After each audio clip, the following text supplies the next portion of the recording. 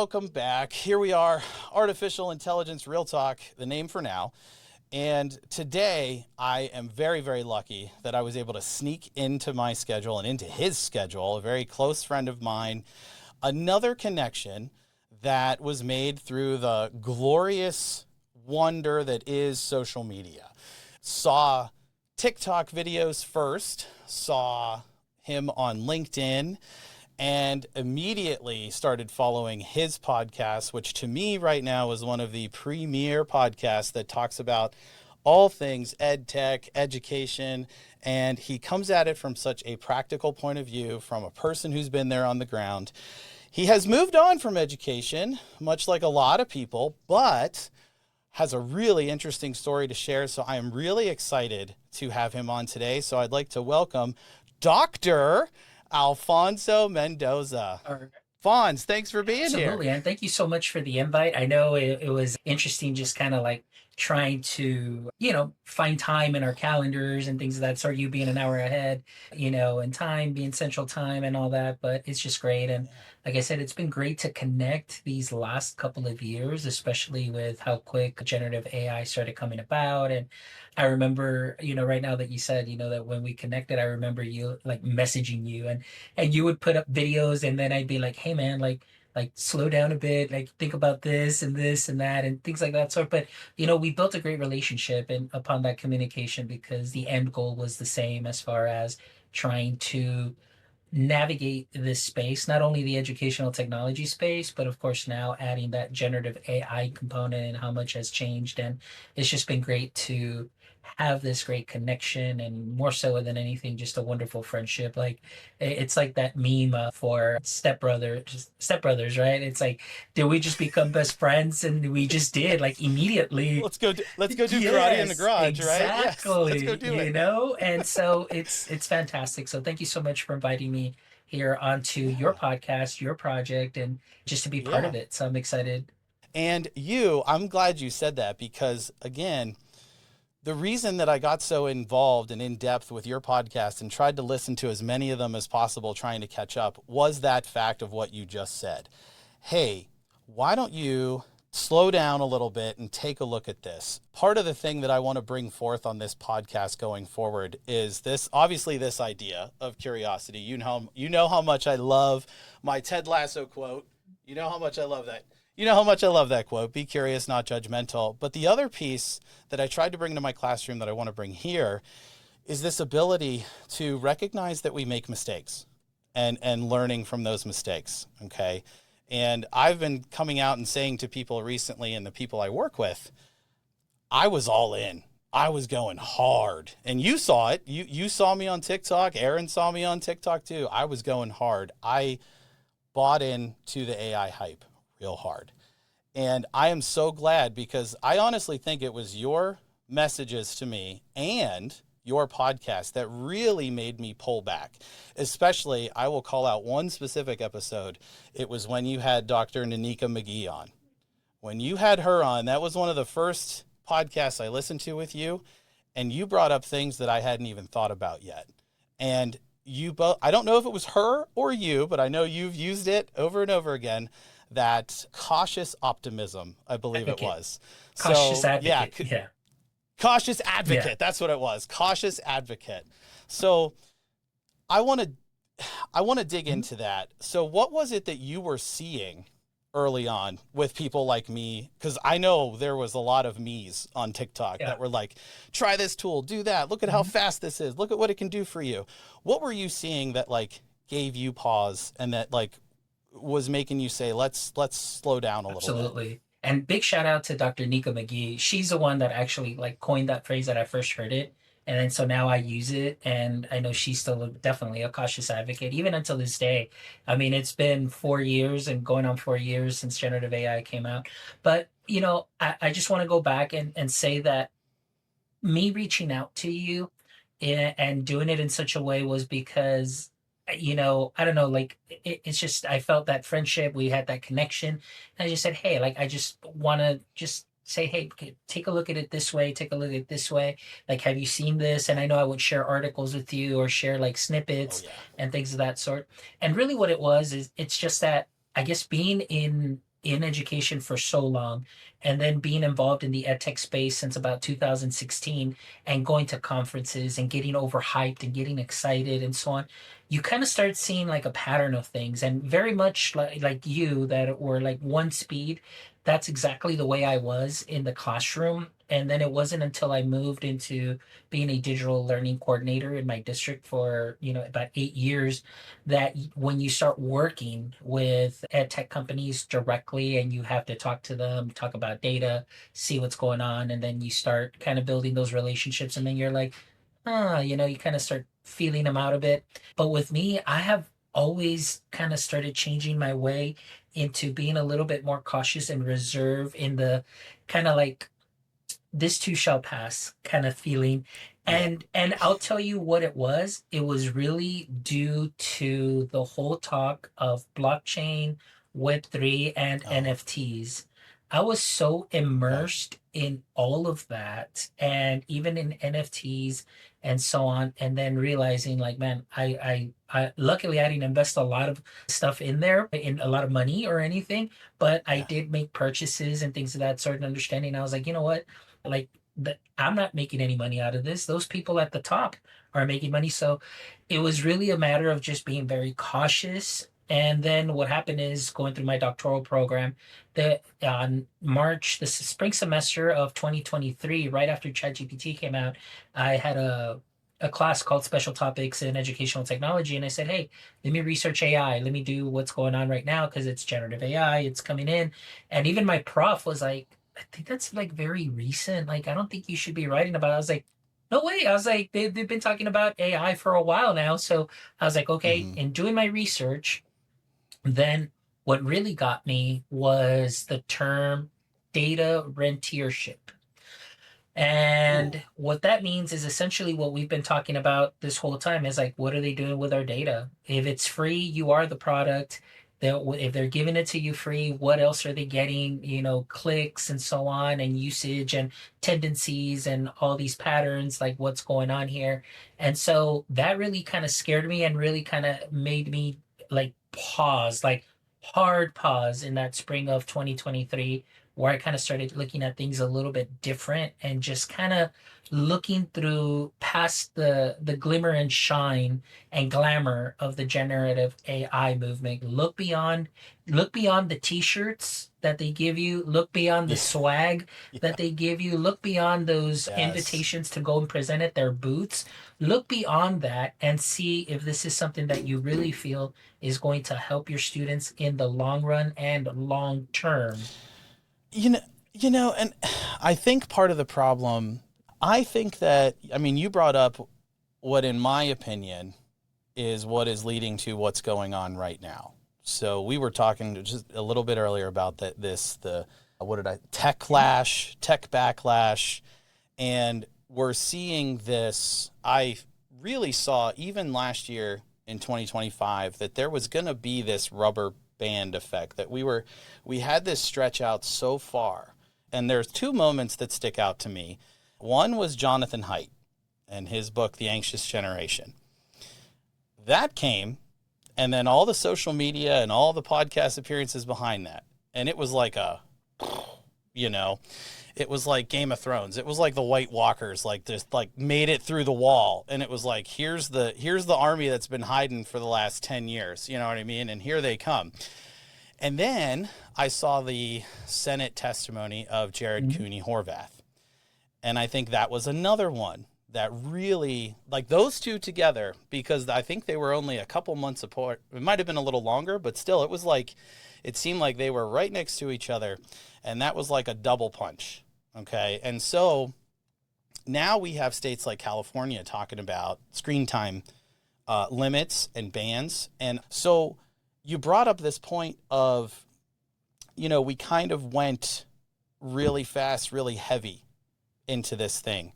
And you said the phrase, I believe, that we didn't really think about, like, we weren't paying attention, like, is this going to be good for my students? Or is this going to be good for my teaching practice? And so my argument that I've made and that others have made that you've seen on LinkedIn as well is we put this stuff out there in front of teachers And then the teachers went and put it in front of students, and no one really knew what to do with it. And no one really knew how it worked within what they were trying to do. And so now we have this point where it's like, I've seen teachers before where they're like, hey, go on Khan Academy for 30 minutes here, and that's your science lesson for the day.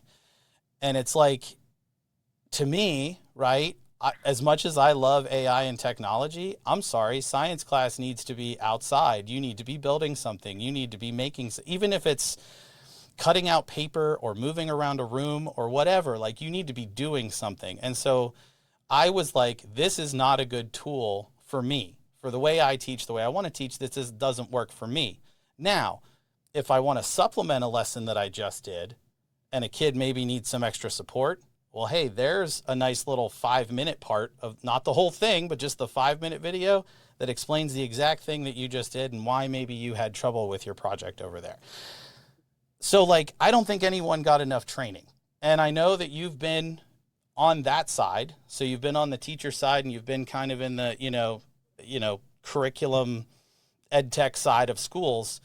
Did you see that same thing? And do you think that's kind of what led to all Yes, this? absolutely. Absolutely to a lot of what you're saying. So I'll kind of bring it back to, there has to be that balance. It's like what it seems like now, it seems like schools are turning into kind of the turning into like social welfare programs where it's like you come and eat and then we're the ones that are doing all the parenting and things of that sort. But all of that needs to be done like at home also, it's a team effort.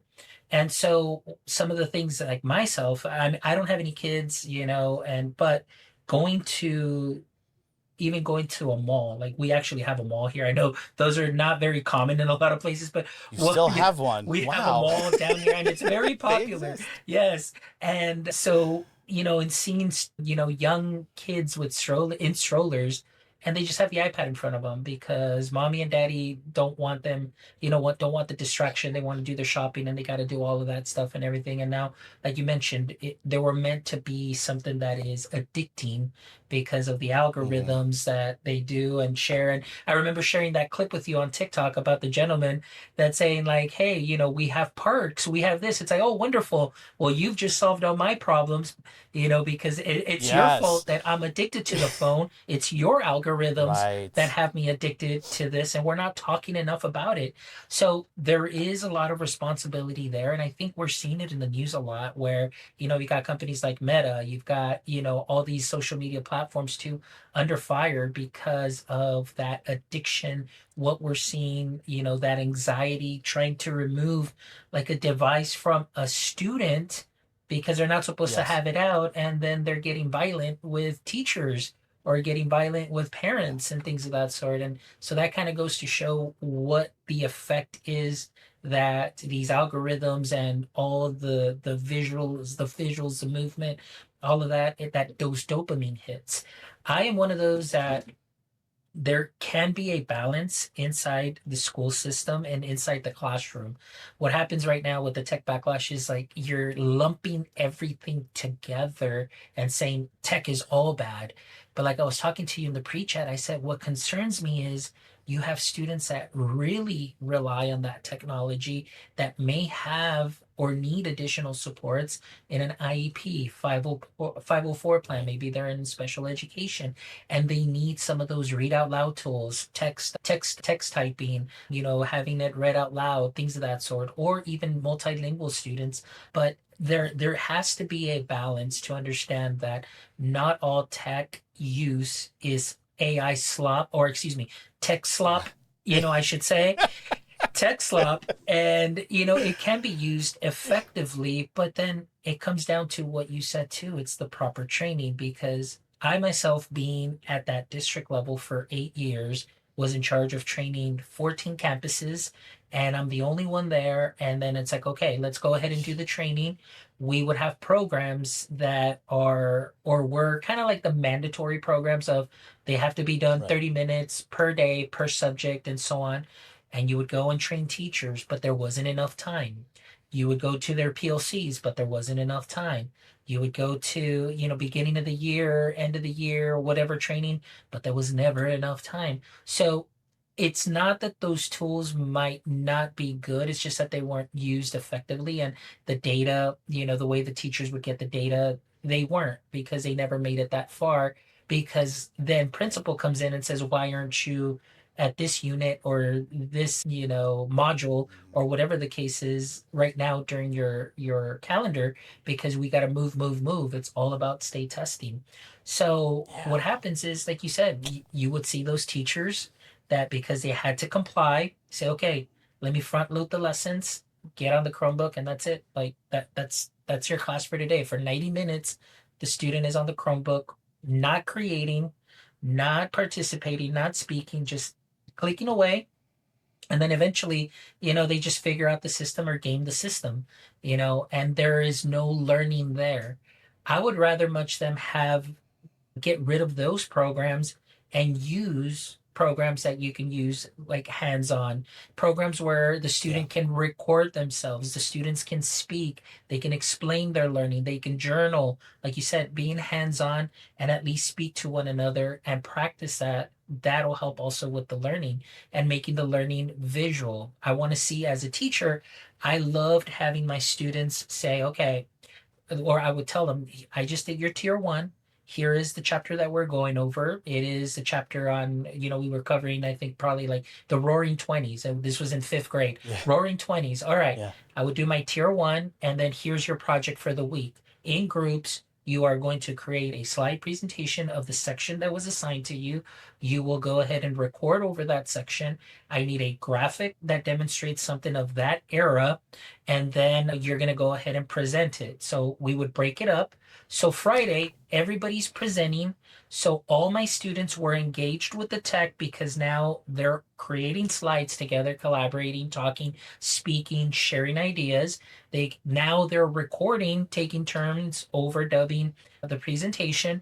And then on Friday, they would all go up there, present together, and then I would have a video, that learning artifact, that final product that I can see and I can share and say, hey, they completely met everything that was here in the rubric and it Yep. demonstrated the learning, but now they're speaking about it, they're talking about it, they're being Yeah. active in it. And one thing that I did see coming back from COVID is when we came back to brick and mortar, it was teacher centered, teacher talking. It's almost like they're still behind that screen and just Yeah. teaching, teaching. Students are there just watching, not engaged, and they're getting bloated with all the information, Yeah. but nothing is sticking because they're not able to harness that learning, talk about it, explain, ask questions, go in deeper and so on. And it just seems like everything's really superficial. And so there has to be a balance. Not all tech is bad. And it's just really looking at how it's being used, how it will be used, and what the end product is. Obviously, we don't want the teachers to just say, here, let me front load everything. I'm just going to go sit down, do work on my grades. Or if I'm a coach, I'm going to be working on my playbook or whatever for the week. It's Right. like we Right. want everybody to be active, and then the teachers can be those learning engineers that design that experience. But again, with that tech, you can take it to that next level. But it just seems, the last thing I'll say is, we never got past that substitution level. All we did was went Right. from a worksheet to now a digital worksheet, but we're not augmenting, modifying, or redefining the way we should. But it all comes back to teacher professional development and the time, and principals Yeah. allowing teachers to take risks, and teachers not being afraid to take that risk. Even though you may not know all the tech, students get it very well and they get it quickly, and then we can all learn together. So that's been my experience in what I've seen and what I've done in the classroom. And like I said, I was having a conversation with somebody yesterday too, saying, I truly believe that this could still work, but we just really need to give the Yeah. teachers the confidence and the professional development to do it. Listening to you say that, like, it's vindicating for me, because those messages that you're saying right there are the exact same things that I'm trying to say to districts now in my jobs. There's a school district here, and I wish every school would do this, because it's the most brilliant idea I've ever seen. They, all school year, have a half day every Friday. And that half day every Friday could either be PLC time, meet with your grade level teams, meet with your subject level teams, professional developments, things like that. Because that's another thing I'm trying to get these districts to buy in on that is really hard. And you probably know this as well, but doing one and dones, doing these one and done trainings, it covers a bit of a foundation, but it doesn't build or change practices and behaviors. Like you need a consistent follow through. So we're trying to figure out a model here for our schools to work this in.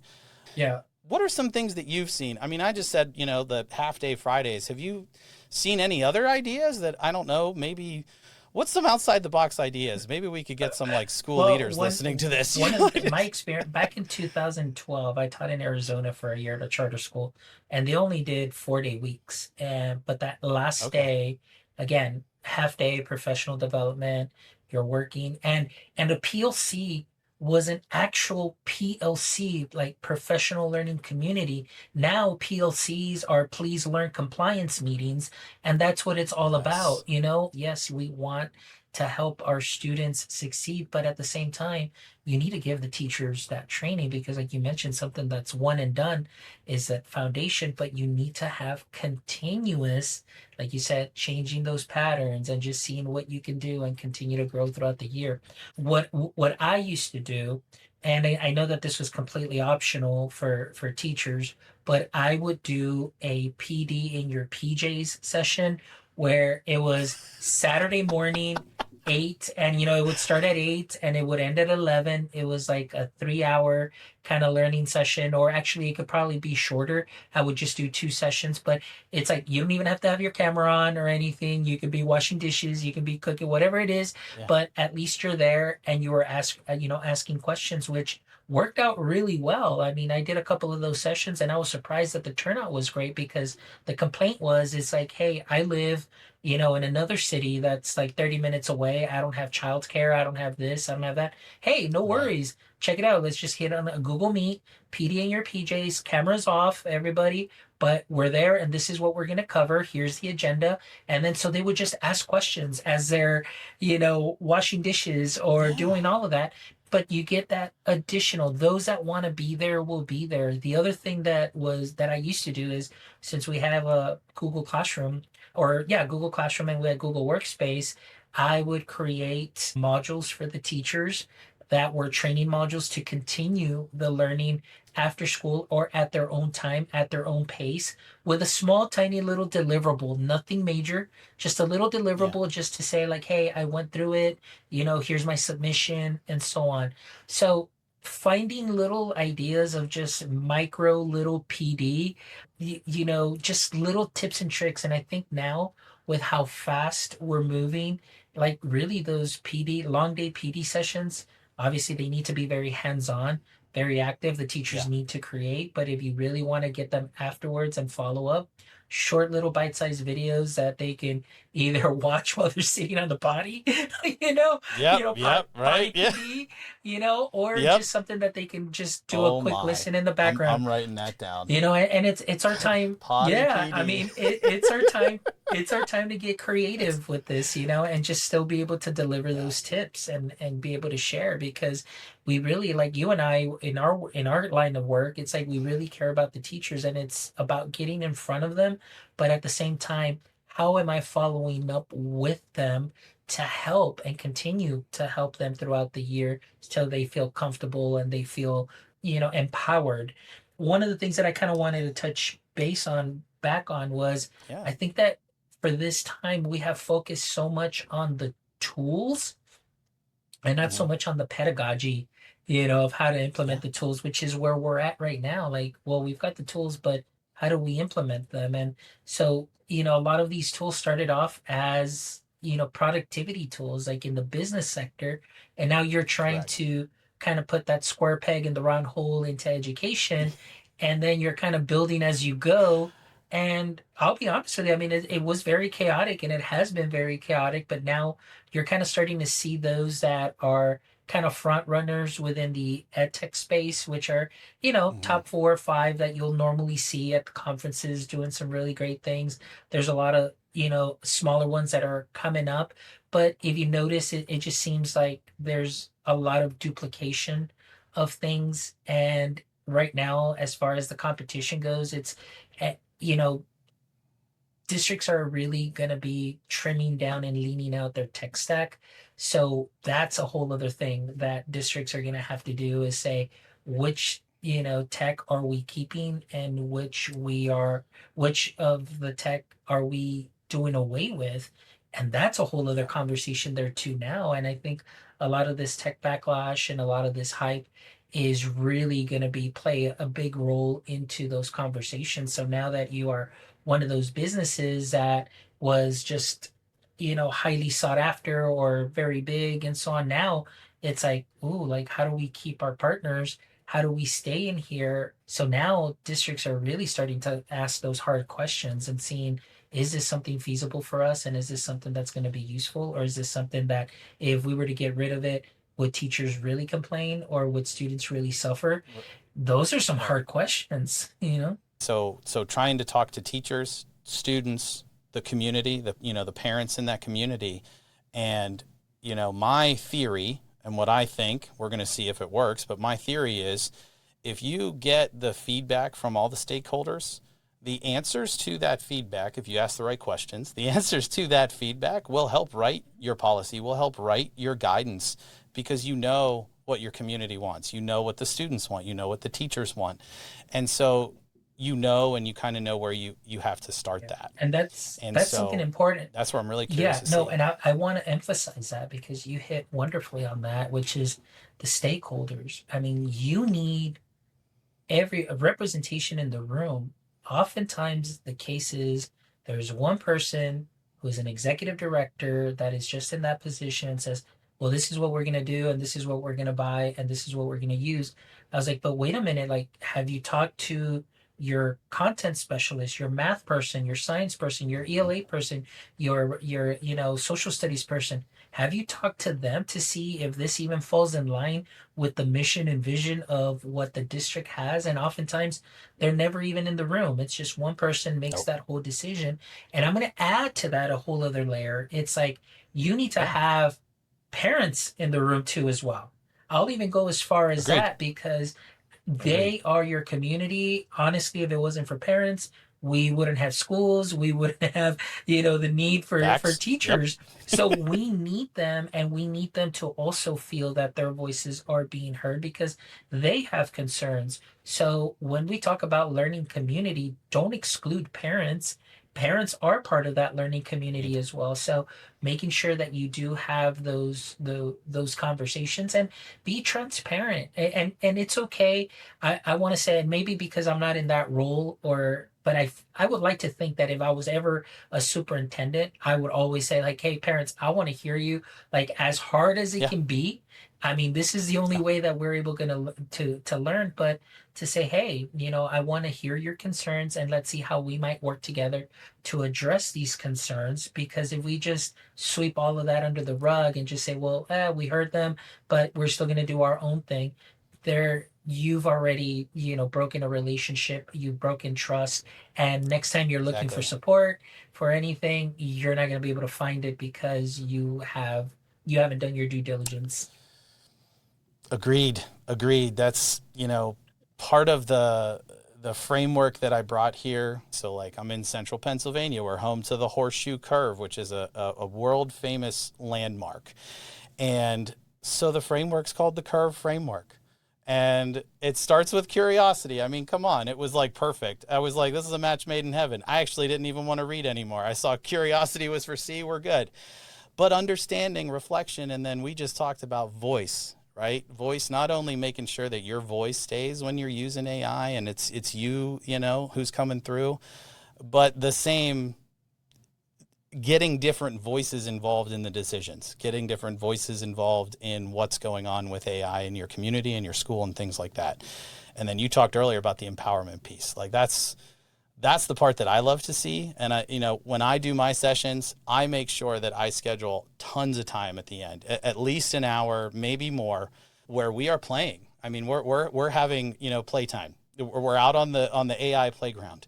And I tell teachers to bring a lesson that you are teaching next week, or bring a lesson that you taught last year. And, something I said, even better, bring a lesson that didn't work, Yeah. right? Bring a lesson that didn't go well, that flubbed for some reason. And after I show you what are some of the things AI can do, not just in terms of creating stuff for you, but in terms of like helping you think about different pathways, now we can do something different. So that was like always my challenge at the end, was like, take your lesson and do something different with it. Do a different type of delivery, do a different type of pedagogy. Could you turn this into an interactive game? Could you turn this into a project-based experience? Could you turn this into a student-centered learning experience? So I had teachers that were very against AI that were coming up to me at the end of this day, and they were creating these interactive, like, HTML games, and they were like, this is so cool. They're playing in the little preview window, and they're like, I don't know anything about this. I said, hey, cool, neither do I. But isn't that great? Isn't that interactive for you? It's your same lesson. It's the same content. It's achieving the same goal, but it's just a little bit more engaging, right? It's an escape Yeah. room instead of a worksheet. And they were just like, how often can you do this? I was like, whenever you want. I mean, like, that's the great part, it's like, you can do this whenever you want. And so they get that empowerment, they get that excitement. And then I start to see like the light bulb go off and the faces brighten up, because that's what happened to me. I was like, oh my goodness, I could do all these things that I used to think were so much work and so much planning, and I'm terrible at planning, but like, it's like, now I can put these things together and we can have this cool Yeah, experience, and I can build something special and a memory, right? exactly.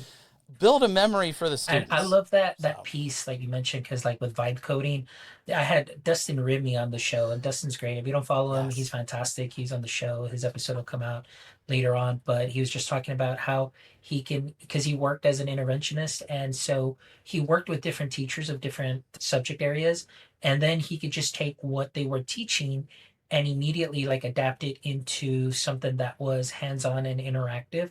Not just like, hey, I'm like the kids are playing games. No, they're learning and they're engaged with the exact same content, but now they're just getting it delivered in a different way that can help them. And like you said, really just say, okay, you know what, let me leverage what we have and just create something that's just in time support, and immediately have the student get the remediation in a way that is not like, it doesn't seem like it's something that's punishable. I got excited about hearing what he's doing and how he's been able to implement that into his classroom. And I think that that's something that is fantastic. But I wanted to touch on a piece too. Like you mentioned, that there are a lot of teachers that say, no, I'm never going to use it. And usually those are the ones that get like so excited after a session and they're doing Right. so many great things. But I do want to say that I did go to a conference. It was an unconference per se, and there was a presenter there that actually said, I like, like I am that. presenting, what you can do with Gemini, just as kind of like a template that I have that I can share with you when you need to make those calls home. But she said, but because in our district, we also have teachers that do not wish to use AI.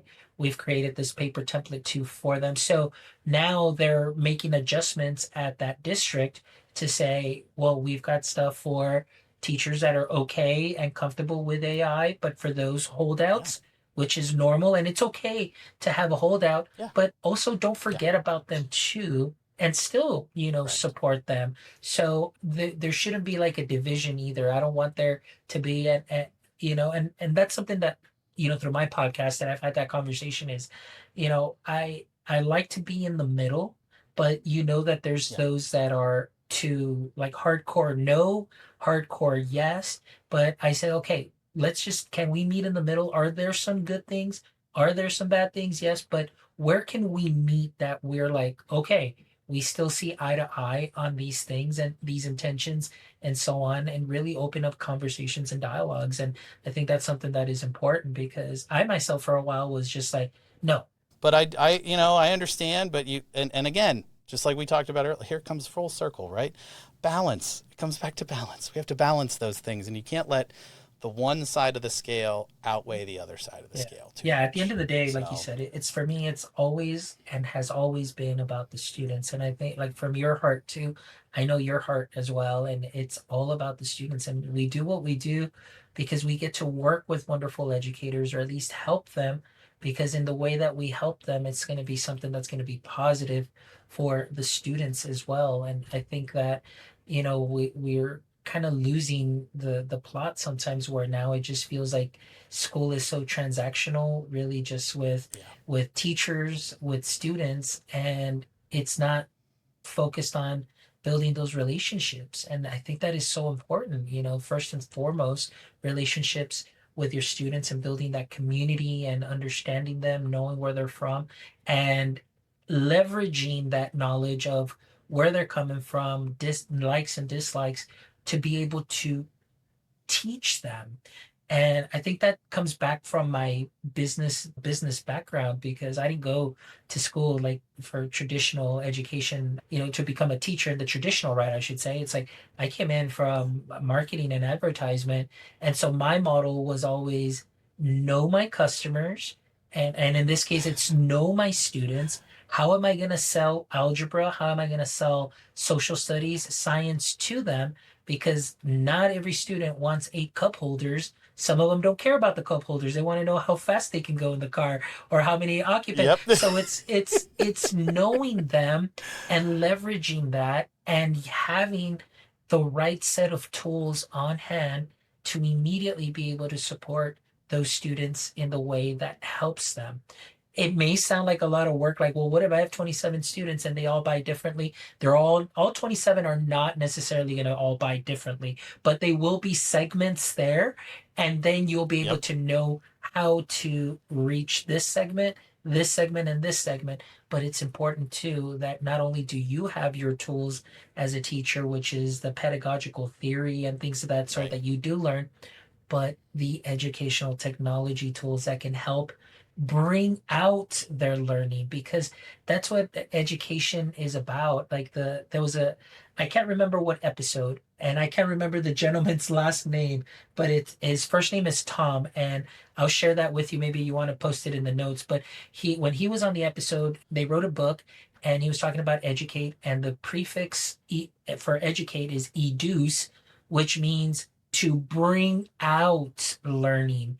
And I yes, think we're I missing we're remember that. missing the plot, where now it's education is, well, we're just going to dump all the learning on you and then you figure it out. No, we're supposed to draw it out from them, based on questioning, making the lessons interactive, having conversations, allowing them to create a podcast in your class, Yes, allowing them, yes, to yes, record themselves speaking and sharing, make a graphic, whatever the case is, make it hands on. And like I said, I think that those are the types of tools that we do need out there, that are going to empower your students, and empower them from even going from invisible to be seen, where you have students yeah, that come in, multilingual learners, that are shy, won't say anything, and they just stay quiet, and they just kind of get into like turtle mode, where they just hide in their shell.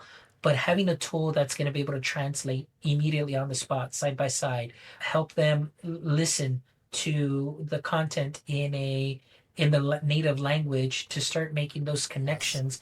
I mean, that right there is worth so much, because we don't want our students to fall behind. I want all my students to succeed. So that's why EdTech is important.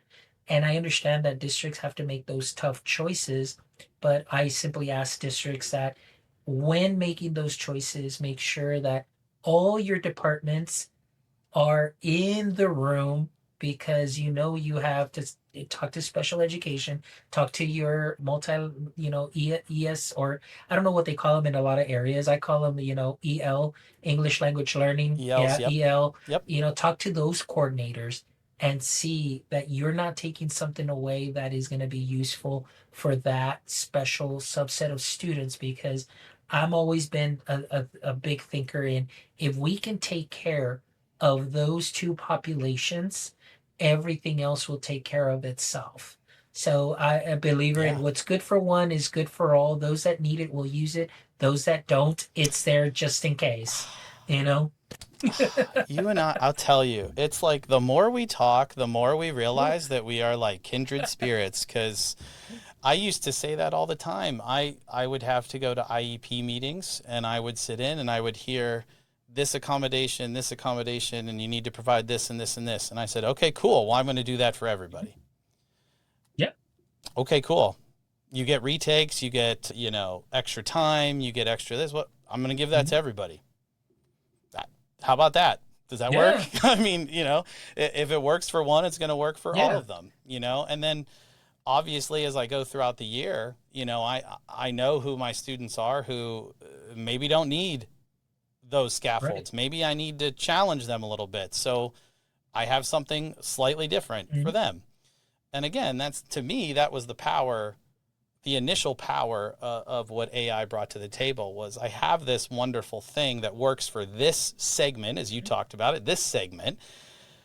But boy, it'd be nice if I had something that worked for this segment too. You know what I mean? And before creating those things would just take Forever. forever. I mean, that would be all my time. And even before I had a kid, I couldn't imagine spending that much time. But now, like having a kid, I'm like, well, that just wouldn't Mhm. happen. That it just wouldn't happen, period. Uh, So, but the fact that we have these tools available that could be able to help with something like that, which is vitally yeah. important. I love how you put that, looking at teaching from a marketing perspective. Look at all the segments that we have Yeah. here and how do we appeal to the different segments and how do we bring the learning out, Yeah. but that is, yeah, absolutely. And I think based on this discussion, I think everyone who's listening probably just figured out that you and I were definitely two teachers that tried really, really hard to let the students bring Yes. out as much as they can. Yes. Just like it was all like, I remember my last year, I threw students off so much because they had never had that opportunity to like, what do you mean I get to choose how I do the project? They were like, we don't just have to do a poster. I said, well, you could do a poster if you wanted. You could do a podcast. You could do a slide deck. You could do a play. You could make a song. You could do like whatever you want to do. The limitation is your imagination. And then, of course, as well as I do, some students needed a shorter list because when you give them too many choices, it's a little Yeah. overwhelming. So, some students you give a little bit shorter of a list to, but it was it was amazing because so many of them jumped to podcasts. They were like, I want to, and I think it was my fault because I brought out, do I have them here? Yeah. I brought these out, the Oh little, yeah. lapel Hmm. mics or whatever from TikTok. So all the kids were like, oh, I see all the TikTok Yes. people use those. And so when I was able to show them that, you could hook up two at a time and you Hmm. could just record on them, they were like, this is the coolest thing ever. We get to like make Yeah. a TikTok for class. And that's how they felt Yeah. about it. And so, but again, you get the same results Mhm. from them talking it out in a podcast as you would from them sitting down and writing a Yeah. paper. You know what I mean? Exactly. So that's what I And went with. And I think definitely mhm. both of us were like, bring it Yeah. out, draw it out of the Yeah, and students. and it just made it so wonderful in class because it's things that they will remember because they're doing it, they're writing it, they're thinking about it, 100%. they're hitting those multiple modalities that we cannot necessarily hit in it when we do our tier one, but now you're giving them that choice and voice. And you know what I think it does is it also breaks the routine of just mimicking what the teacher does. If somebody's sitting in a math class and somebody's saying, okay, y equals mx plus b, and your x is 5, solve for this. Students are just mimicking the math. It doesn't Right. mean they're Yep. learning it. It's just they're copying and pasting really what you're doing and just doing it, but there's no understanding of the concept. They're not going in deeper. Show me concrete models. Show me a pictorial. What does this represent? What does it mean? Give me examples, and then they're able to go in deeper. And believe it or not, I just want to share a quick story. In my doctoral Yeah. program, going back to what you were saying, giving them choices. One of the classes Yeah. that I had was with Dr. Jewett. So big shout out to Dr. Jewett in our curriculum class. She, one semester, she says, I'm going to do things different. And everybody's like, okay. She's like, I'm gonna give everybody a choice board here, and you're gonna have to do. I think it was like whatever you pick has to equal to 22 contact hours this semester. I was like, oh, this is awesome. I get to do this and this and this. And you should have seen, in the doctoral program, there are other like, my peers are Yeah. principals, directors, they Right. had this look on their eyes like deer in the headlights because they're like what do you mean, like I don't understand, like I don't get it, like what do you mean a choice board, like, and they're like just tell me what I need to do to get my A, like see, and they just want to mimic, they want the artifact, give me the exemplar, I'm just gonna go in line, follow whatever the exemplar says, and then I'm just gonna submit it to you. Well, here comes Fonz raising Correct. his hand. I said, hey, Dr. Jewett, I don't see a podcast here, but can we add that? And she's like, sure, go ahead. I was like, all right, I'm good, I'm ready to rock and roll. And that's it. And I ran with it. Look at But you. because that's the way that I learn. And, not that I don't learn in the traditional method, but it just makes it more engaging. But you can tell that maybe my peers were fearful because they had never had that opportunity. Or now Right. it's like, oh my gosh, now I got to Right. think about things instead of just going through the motions. And now I'm just like, hey man, like this is what it's all about. Improvise, adapt, and overcome. Like, Yes. but it was so That's interesting, it. honestly, to be in And in a Zoom session with these high caliber, highly positioned peers of mine, and the look on their face of fear because that anxiety of what am I going to do? Like, what do you mean a choice board? No, nobody's ever done this. They always tell me what I need to do to get my A, and yeah. I get my A, and that's it. No, man, that's not the way. That's not the real world, you know? I would take two Yep. weeks and I wouldn't even teach Yep. in 2 weeks. Yep. All my colleagues were like ahead and everything. I was like, I'm not worried. Hmm. Because again, number one, build community, knowing the students, establish rules, establish routines, who you are, what your likes are, dislikes, and getting to really know them. Because then what happened is, as soon as we took off with the curriculum, I was bundling our standards. So not necessarily like chapter one went also into like chapter six. So I would just mix chapter Right. one and chapter six together. And so Yeah. I caught up and I finished even before they did, but because I didn't have the disciplinary problems that they had Right. because we've established our rules and our routines and everything at the very beginning. So after that, my return on instruction was like excellent. And again, because I they love it. knew the expectations. And again, knowing how to use the tools and going through the set of tools, teaching them this is how you use Screencastify, this is how you use Google Slides, this is how you use, Flip, this is how you use this for that first week, onboarding them. And then the rest of the year was a breeze because they already knew the tool and they can go in and out and just work their magic. And that's what it's all about. Yeah. So, gosh, I feel like we need like seven. We need like a mini series. We need like a Dr. Fonz and like Mr. K all day mini series, something like that. I'm I don't totally know. down We for it. You said it. Now it's gonna come to okay. fruition like a little mini series. We can break it all down. And I think, and this is the wild thing to me. I think everyone in the entire education community would agree that testing is not the thing that's going to help the students the most. Like No, I think everybody would hands down agree with that.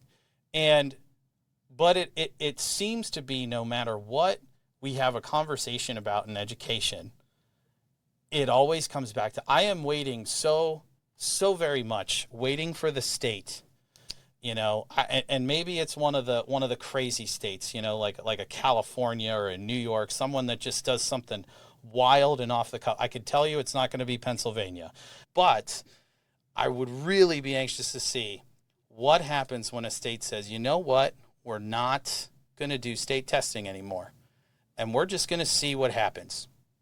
Cool. I would love that. Let's collect data on that, and let's see what happens to achievement from that. So, to wrap it up, because I want to talk to you for the rest of the day, but I won't do that to either one of us.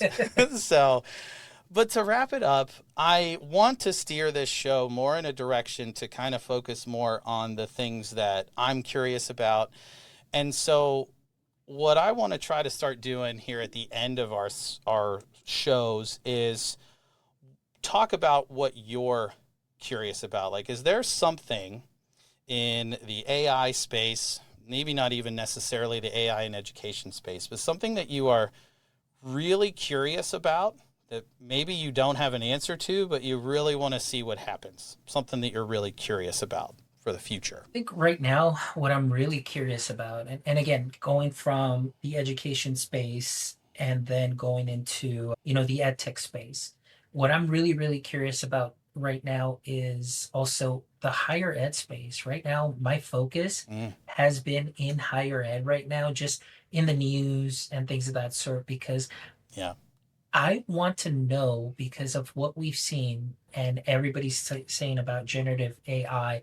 And I know I shared those videos with you with the commencement speeches of students booming Yes. AI. Oh, yeah. I want to see how universities are going to adapt to that messaging of, hey, do we really need higher education? Because now with generative AI, like you can just kind of learn anything.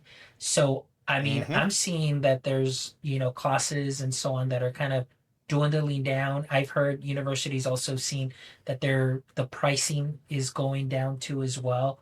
So, how is that going to look like in this next year? So I've been following very closely on that, and then some schools too with their AI policies, how that is working out or maybe not working out so great. So, Right. this is very important because I mean, K-12, you're setting those students up, or at least we're trying to build them up to go into a university. Maybe it could even be a community college or it could be a technical Mm-hmm. school. But what is the draw? Because right now, that messaging that I even hear from these high ed tech guys that are like, oh, well, everybody should learn welding. Oh, everybody should go look for find something in the trades, be an electrician, because it's like, okay, we're going to be building data centers, we're going to be doing this, so we need that blue collar work. But what about universities? What's going to happen there? So I am very curious within this next year and in the maybe the next 2 to 3 years what the messaging is going to be from universities and how universities are going to adapt because even enrollment in certain universities, like I said, is going down. And so I'm just like, ooh, this is getting very interesting and very scary for me, at least thinking about the future as far as education. Like, I don't want Mm-hmm. us to just come out and just be uneducated and completely offloading everything to AI as that is the fear. I don't want teachers to get replaced by, hey, we're just going to have one room, everybody go on their Chromebook, you're going to do your modules Oh, and that's it, and no teachers. I was like, what is happening here? So I think the way higher ed looks in the next, 2 to 3 years is going to be a picture of what everything else is going to look like and how things are going to transpire. So that is my top of mind and what I'm very curious about right now. okay. That is great. See, I knew you'd be the first good person to guinea pig that question at the end on. That's perfect. Wonderful. Well, Dr. Fonz, as come to call you, Dr. Fonz now that you got the degree and everything. Thank you so much. For real that you do. I did the rookie podcast mistake. I totally forgot to be like, hey, Dr. Fonz has his own podcast called My EdTech Life. So make sure you subscribe to that as well. And, so I forgot that whole part. But there you go. So there's your plug. But thanks for Yeah. joining and thanks for following me in this journey and thanks for your friendship. Like, honestly, it's kind of crazy the world we live in now. Like you can meet people, you see videos and you're like, oh, if I message them, they'll never respond, or they have a bot, they're too busy, whatever. Boy, when I moved over to LinkedIn and even on TikTok, I was dumbfounded by the amount of people that actually responded to me. I was just like, this is incredible that we're doing that. And most of them, it's so wild. Like most of you and Aaron and another friend of mine, Jake Rupp, Yeah. Mr. Rupp on TikTok. I mean, all I now have all your numbers. Like, we're texting each other. I now text Matt Miller and Ken Shelton. So I'm texting them too. And it's just all from this like little community that we've built up. And then you do things like this, then you talk to each other on the phone, you text each other, and then you're like, oh, we have something that's a little bit more there. So I really appreciate you for being that little bit something more for me and really helping me, seriously. You were the first one that was like, hey, why don't you think about this in a different way? And I think that messaging is so important. And I will tell you this, my colleagues would verify this, okay? That a lot of them knew me 2 years ago when I was talking about AI and sharing all this stuff. And they talk to me now and they said, it is wild to see the transformation that you have had, the pullback. They said, you have pulled back so much and your attitude is completely different. And part of that, I will say this, I will admit this on camera right now, you were the catalyst, okay? So you were the catalyst, you got me thinking, and you got me paying attention. And so you start learning that there's another side to this, and I think that is so, so important. And the phrase from Dr. Nanika McGee, boy, she's getting a big shout out here, cautious advocate. Yep. Cautious advocate. So thank you, Dr. Fonz. Thanks for your time. Everyone go follow Dr. Fonz on LinkedIn, TikTok, and his podcast, My EdTech Life. Thank you so much.